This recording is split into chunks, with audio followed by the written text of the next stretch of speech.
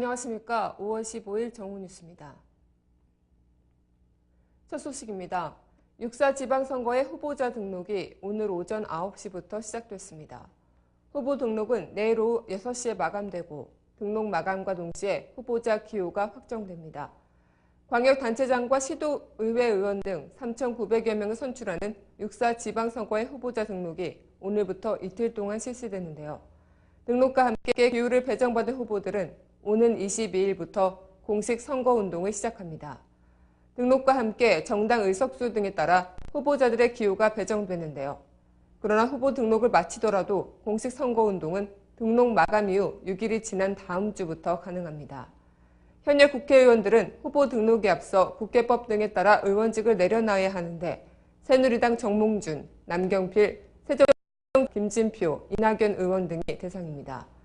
박원순 서울시장 등 현역 단체장은 후보 등록과 함께 업무가 중지됩니다. 선관위는 후보 등록을 앞두고 공무원의 선거 관여와 여론조사 왜곡 등에 대해 단호하게 대처하겠다며 선거 참여를 호소했는데요. 특히 전국 단위 선거에서는 처음 실시되는 사전투표제에 따라 5월 30일, 31일에도 투표가 가능하다는 점도 강조했습니다. 또 등록 후보의 경력과 재산, 정가와 세금 납부 등의 정보는 선관위 홈페이지를 통해 유권자들이 직접 확인할 수 있습니다. 다음 소식입니다. 지난 11일에 첫 회동을 가진 여야 원내대표가 다시 만납니다. 여야 원내대표단은 오늘 회동을 갖고 세월호 참사와 관련한 국정조사 실시 등 진상규명 방안을 협의합니다. 하지만 국정조사 시기 등을 두고 양측의 의견은 여전한 상황인데요. 이날 새누리당 이완구 원내대표와 새정치민주연합 박영선 원내대표는 국회에서 만나 세월호 참사와 관련한 국정조사 실시 등 진상규명 방안을 협의합니다. 오전에는 새누리당 김재원 원내수석부 대표와 새정치연합 김영록 원내수석부 대표가 만나 세부 사항을 조율한 후 오후에는 양당 원내대표들을 포함한 4명이 2+2 형식의 협의를 진행할 방침인데요. 각 상임위별 현안과 특검 도입 방안 등도 논의 대상에 포함되어 있습니다. 이 원내대표는 이날 KBS 라디오 안녕하십니까 홍진명입니다에 출연해 국정조사에 대해 큰 틀에서는 이견이 없다면서도 국회가 조금 더 신중하고 침착해야 한다고 말했습니다. 이에 대해 박 원내대표는 KBS 라디오에서 우리도 서두를 생각은 없으며 단계적으로 접근하면 된다면서 여기서 불거진 문제점들을 가지고 국정조사에 임하는 것이 순서라고 말했습니다. 여야는 앞서 국정조사 요구서를 공동으로 제출한다는 데에는 뜻을 모았지만 구체적인 조사 시기나 조사 대상 등을 두고 의견이 갈린 바 있습니다.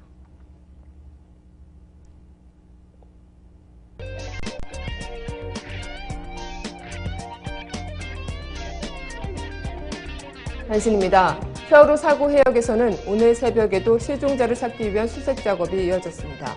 하지만 물살이 따른 개조기에 접어들면서 수색은 여전히 난항을 겪고 있습니다. 현재 집중 수색 대상인 4층 다인실 통로 입구를 포함해 6곳에서 현재 약화 현상이 발생하고 있는 것으로 확인됐습니다.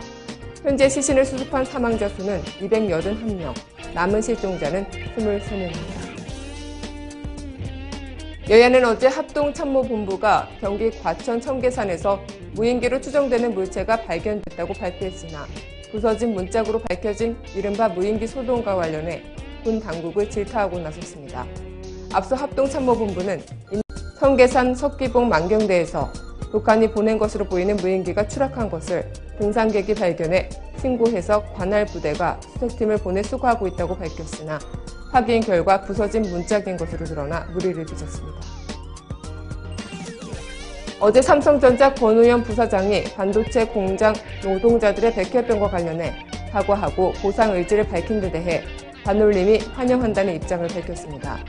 반올림은 이날 오후 4시 공식 카페를 통해 삼성의 이번 발표를 환영한다고 밝히며 보상뿐 아니라 재발 방지 대책도 수립하는 데 지켜달라고 언급했습니다. 청와대가 박근혜 대통령 조문 연출 논란을 보도한 CBS 노컷뉴스에 대해 정정 보도와 8천만 원의 손해배상 청구 소송을 제기했습니다. 김준욱 CBS 보도국장은 기재협회부에 신뢰할 만한 취재원으로부터 사실관계를 확인해 있는 그대로 보도했다며 중재위와 법원에서 CBS 입장을 분명히 밝혀 대응할 것이라고 밝혔습니다. 앞서 지난달 30일 CBS 노컷뉴스는 정부 핵심 관계자의 말을 들려 청와대 측이 당일 합동 분향소에서 눈에 띈 해당 노인에게 부탁한 것은 사실이라며 대통령이 조문할 때 대통령 가까이서 뒤를 따르도록 했다고 보도했습니다. 오늘로 세월호 침몰 사고가 일어난 지 30일째를 맞고 있습니다. 한 달이 지난 이 시간까지 아무도 구조된 사람은 없고 생사조차 확인할 길이 없는 실종자는 20명이 넘습니다. 시간이 흐를수록 분명해지는 건 제대로 대처하지 못한 국가기관의 잘못입니다. 지난 한 달 동안 국민은 대형 참사에 책임지고 수습할 사람은 없었고 오직 국민만이 그 고통을 감당해야 하는 안타까운 현실만을 확인했을 뿐입니다. 오늘 뉴스를 마치겠습니다. 고맙습니다.